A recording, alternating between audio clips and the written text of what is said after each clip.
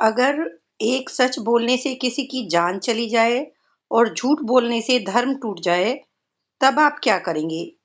यही असंभव प्रश्न एक ऋषि के सामने आया और उनकी परीक्षा लेने स्वयं भगवान विष्णु पहुंचे। नमस्कार दोस्तों, स्वागत है आपका थॉट शिफ्टिंग में।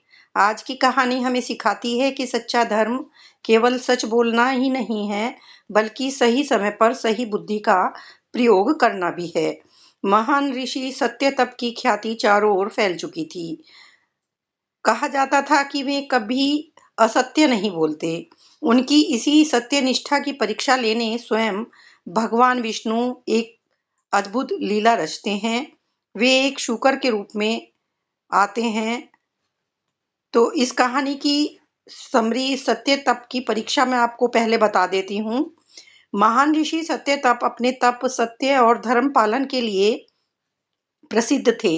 उनकी ख्याति सुनकर भगवान विष्णु ने उनकी परीक्षा लेने का निश्चय किया। उन्होंने एक लीला रची। वे शूकर का रूप धारण करके ऋषि के आश्रम के सामने से भागे। इंद्र शिकारी बनकर वहां पहुंचे और शिकारी ने ऋषि से पूछा, महाराज, अभी अभी एक शूकर इधर से गया, कृपया बताएं वह किस दिशा में गया। अब ऋषि के सामने कठिन धर्म संकट था।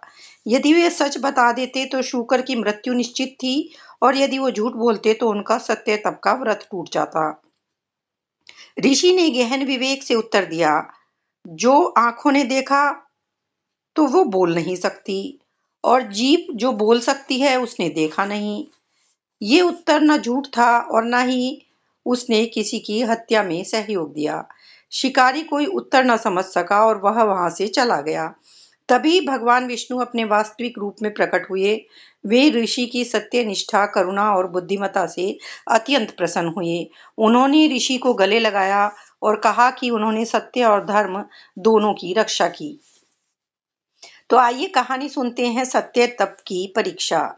हिमालय की गोद में एक ऋषि रहते थे, जिन्होंने तपस्या करके अपार पुण्य अर्जित कर लिया था।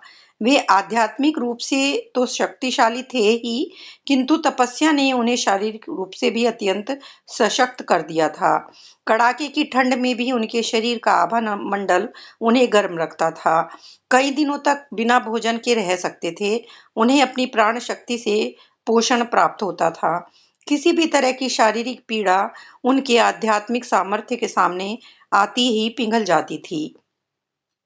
उनका नाम था सत्य तप, और अर्थात वह जो सत्य की शक्ति से दृढ़ हुआ हो। एक दिन ऋषि यज्ञ के लिए लकड़ियां काट रहे थे। वे भूल से उनकी उंगली कट गई।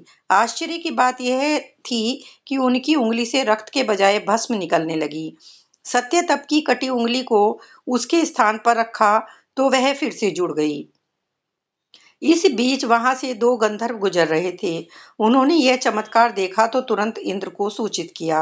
यह सुनकर देवराज को उत्सुकता हुई और उन्होंने विष्णु से इस बारे में बात की। सत्यतप एक प्रबुद्ध ऋषि है, विष्णु ने बताया। पृथ्वी पर बहुत कम लोगों ने के पास उनके जैसा ज्ञान है। हमें उनकी परीक्षा लेनी चाहिए। इंद्र ने प्रस्ताव रखा। देखते हैं वे सचमुच कितने बुद्धिमान हैं। इधर सत्यतप ने लकड़ी काटना शुरू किया ही था कि अचानक धरती हिलने लगी। उन्हें खुरों की आवाज निकट आती सुनाई दी। फिर सहसा रिरियाने की धीमी सी आवाज सुन आने लगी। ऋषि ने उस ओर दृष्टि की तो देखा कि शूकर उनकी तरफ आ रहा है। उसके शरीर में बाण लगा था और उसके घाव से खून बह रहा था। आंखें भरी हुई थी। उसने 3 बार ऋषि की परिक्रमा की और फिर पहाड़ियों की ओर भाग गया। इससे पहले कि सत्यतप कुछ कर पाते, वहां एक शिकारी आ गया। उसकी सांस फूल रही थी। वह शूकर किस ओर गया? शिकारी ने पूछा। मैंने उसे बाण मारा था, किंतु वह भाग निकला। मुझे उसे पकड़ना है, अन्यथा मेरा परिवार भूखा मर जाएगा। सत्यतप ने कुल्हाड़ी नीचे रखी और कटे हुए लकड़ी के हिस्सों को देखने लगा। दोनों टुकड़े आकार में एक से थे। वे माप में भी बराबर थे। यह अथवा वह। यदि ऋषि सच बोलते तो शूकर मारा जाता, और यदि वह झूठ बोलते तो शिकारी का परिवार मारा जाता। यह अथवा वह। वे दुविधा में फंसे थे। बोलूं न बोलूं? लकड़ी के दोनों टुकड़े उन्हें ताक रहे थे। ये बताएंगे या नहीं बताएंगे? ऋषि मुस्कुराए, मैं मौन हूँ, यही मेरा उत्तर है। शिकारी चिल्लाया, यह कोई उत्तर नहीं है। आपको अपने नाम की तरह सत्य बोलना चाहिए। यहाँ किसी का जीवन दांव पर लगा है, आप उत्तर देने के लिए बाध्य हैं। मैं बाध्य नहीं हूँ, सत्यतप ने कहा। मनुष्य के शरीर में प्रत्येक अंग का कार्य निर्धारित है। सबका अपना अपना धर्म है। हर अंग केवल अपना कार्य करने के लिए बाध्य है, किसी अन्य का नहीं। जैसे मस्तिष्क केवल सोच सकता है, हृदय केवल महसूस कर सकता है। सच है, कान केवल सुन सकते हैं और त्वचा केवल महसूस कर सकती है। सहमत हूँ।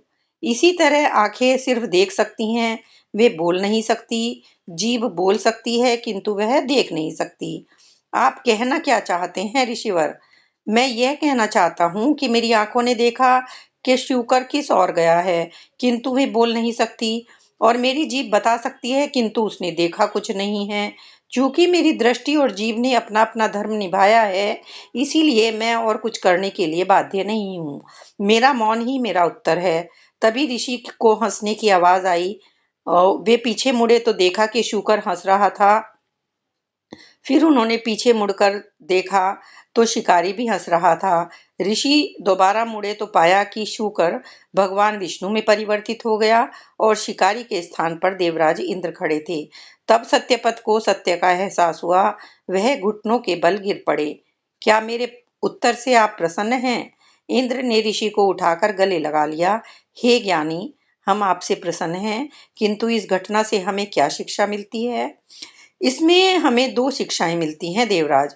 एक, हमें इंद्रियों से सीखना चाहिए कि हमें अपनी स्थिति से संतुष्ट रहना चाहिए और दूसरों की स्थिति को प्राप्त करने का प्रयास नहीं करना चाहिए। और दूसरी यह है कि अपनी सीमा में रहते हुए भी ज्ञान सागर को मथा जा सकता है। कहानी यहाँ पर समाप्त होती है। इस कहानी का कंक्लूजन ये निकलता है कि सत्य केवल शब्दों का पालन नहीं है, बल्कि ऐसा आचरण है जिससे धर्म और करुणा दोनों सुरक्षित रहें। जब जीवन में कठिन निर्णय सामने हों, तब केवल नियमों का पालन नहीं, बल्कि विवेकपूर्ण निर्णय ही हमें सही मार्ग दिखाता है। कहानी से मैसेज मिलता है कि सच्चा धर्म, सत्य और करुणा का संतुलन है। हर सच बोल देना ही धर्म नहीं होता, उसके परिणाम भी महत्वपूर्ण होते हैं। कठिन परिस्थितियों में शांत बुद्धि सबसे बड़ा हथियार है। ईश्वर केवल हमारे कर्म नहीं, बल्कि हमारी नियत और विवेक की भी परीक्षा लेते हैं। थॉट शिफ्टिंग की सीख यही है कि जीवन में कई बार ऐसे निर्णय लेने पड़ते हैं जहां दोनों रास्ते कठिन दिखाई देते हैं। ऐसे समय में घबराने के बजाय शांत मन से सोचना, विवेक का प्रयोग करना और ऐसा मार्ग चुनना जिससे किसी का अनावश्यक अहित ना हो, यही सच्ची बुद्धिमानी है। ऋषि सत्य तप की यही सीख आज मैं हमें हर कठिन परिस्थिति में सही निर्णय लेने की प्रेरणा देती है।